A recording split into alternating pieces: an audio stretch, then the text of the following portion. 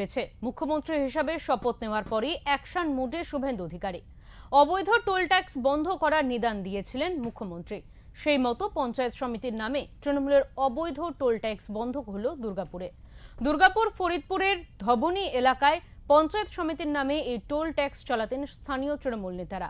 অভিযোগ, বছরের পর বছর ধরে খোলা আকাশের নিচে চলছিল টোল আদায়। 4 চাকার গাড়ি পিছু 20 টাকা এবং বড় গাড়ির ক্ষেত্রে 50 টাকা বা আরও বেশি টাকা নেওয়া হতো বলে অভিযোগ।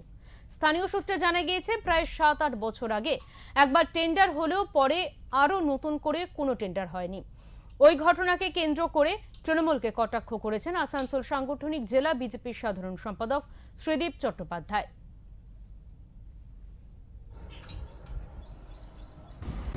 কত করে লাগতো? 10-20, তারপরে বড় গাড়ির 100 এরকম লাগবে। কবে থেকে বন্ধ করেছে এটা? 4 তারিখ ভোটের পরে বন্ধ হয়েছে। ভোটের পরে রেজাল্টে বেরোনোর পর থেকে কত করে লাগতো? 10-20, তারপরে বড় গাড়ির 100 এরকম লাগবে। কবে থেকে বন্ধ করেছে এটা? 4 তারিখ ভোটের পরে বন্ধ হয়েছে।